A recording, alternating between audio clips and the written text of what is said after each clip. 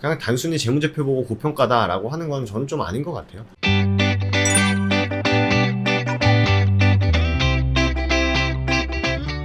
네, 반갑습니다. 허브경제TV입니다. 이번 시간에는 카카오 한번 보도록 하겠습니다. 오늘 금요일이었는데 카카오 관련주들이 아주 그냥 난리가 났죠. 카카오뱅크가 이제 기관 청약이 2,500조가 몰려가지고 카카오뱅크 관련주 예스24가 이제 대장주였죠. 저희 채널 안에 또 이사님께서 예스24도 잘 올려주셨는데 영상 잘 보신 분들은 그래 대응하시는데 어렵지 않았을 거다라고 보여집니다. 그래서 어쨌든 SKIT를 누르고 IPO 사상 최대로 기관 투자자들의 청약이 몰렸다라고 보시면 되는데, 당연히 카카오는 지분 가치가 있기 때문에 수혜를 받았다라고 보시면 될 것 같아요.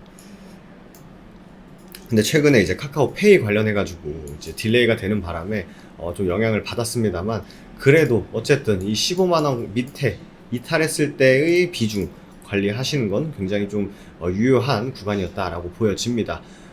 사실 뭐 따상 얘기가 있는데, 최근에 사실 뭐 상장하고 뭐 따상에 엄청나게 잘 간 그런 종목은 제 기억엔 좀 별로 없는 것 같아요. 어쨌든 카카오뱅크, 카카오페이, 물론 페이는 연기가 됐습니다만 카카오페이, 그러니까 카카오뱅크는 뭐 차질 없이 진행이 됐기 때문에 지분 가치 굉장히 또 카카오가 수혜를 받는 그런 모습입니다. 그래서 최근에 이제 어떻게 보면 카카오가 4% 빠진, 4% 5% 빠진 거면 사실 카카오 입장에서는 급락이라고 봐도 되거든요. 카카오가 급락이라고 봐도 되는데 이런 이제 기사가 나왔죠. 근데 이 기사를 쓰신 분은 진짜 약간 좀 현재 카카오 네이버의 사이에서 굉장히 좀 객관적으로 현재 상황을 좀 냉정히 보고 좀 쓰신 기사라서 갖고 왔습니다. 자회사 상장 약발이 끝인가, 혹은 아니면 쇼핑 광고 모멘텀이 충분하기 때문에 또 일시적인 조정인가, 이거에 대해서 이제 지금 어떻게 해석을 해야 되는지에 대해서 말씀을 해주셨어요. 근데 정확한 지적이죠. 최근에 카카오가 굉장히 많이 올라가기도 했었고, 이게 물론 뭐 실적적인 부분도 있었습니다만 자회사들의 이제 IPO가 어떻게 보면 또 지분 가치의 프리미엄을 줘서 주가가 많이 올라간 부분도 없지 않아 있죠. 그래서 보시면은 기업 가치가 고평가됐다는 논란에 주가에 부정적인 영향을 미친 것으로 풀이된다. 이게 최근 일이었죠. 그 전까지는 사실 뭐 실적도 괜찮았고 뭐 성장성도 굉장히 좋았고 하면서 주가가 올라갔습니다만, 하이라이트 피크를 보여줬던 거는 역시 카카오페이와 뱅크의 지분을 무시할 수 없는 그런 상황이었었죠. 그래서 모건 스탠리 쪽에서 14일날 카카오의 주식 투자 비중을 줄여야 한다는 의견을 내놓았다. 근데 이런 외국인들의 이제 리포트 이런 게 굉장히 우리나라 시장에 영향을 많이 줘요. 실제로 LG 화학도 그렇고요. 그죠? LG 화학도 그렇고 뭐 삼성 SDI도 그 영향이 좀 있었었죠. 하지만 어쨌든 기업의 가치를 찾아가, 주가는 기업의 가치를 찾아간다는 기본적인 전제 조건 하에 봤을 때는 물론 뭐 고평가가 될 수 있죠. 물론 뭐 기관이라든지 외국인 투자자들이 판단하는 것은 현재 실적이 어떻고 향후 실적이 어떻고 그랬을 때의 주가가 어느 정도다 라는 기준을 놓고 지금은 높다 낮다를 평가하는 거기 때문에 약간의 좀 향후에 성장 가능성이 훨씬 높은 종목들에게는 조금 과연 그 평가 방식이 맞는 건가 라는 얘기를 또 할 수밖에 없죠. 근데 개인적으로는 물론 뭐 실적에 따라서 주가가 오르락내리락 하는 종목들은 그렇게 뭐 판단하는 거는 나쁘지 않다라고 생각이 됩니다만, 이렇게 향후에 성장 가능성이 무궁무진한 종목에 대해서는 그냥 단순히 재무제표 보고 고평가다라고 하는 건 저는 좀 아닌 것 같아요. 제 개인적인 생각이니까 한번 참고 한번 해주시고요.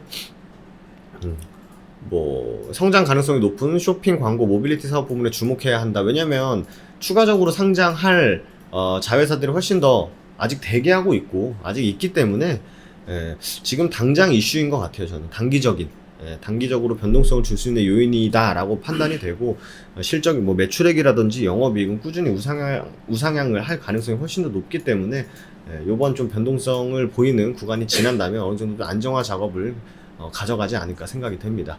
최근에 네이버 관련해가지고 이슈가 나왔던 게, 네이버가 역대 최대 실적이다 라고 하면서 당연히 이제 비교 기업인 카카오의 영업이익이 2배이기 때문에 현재 시총 대비했을 때는 네이버가 좀 저평가다라는 해석을 하는데, 물론 그럴 수 있죠.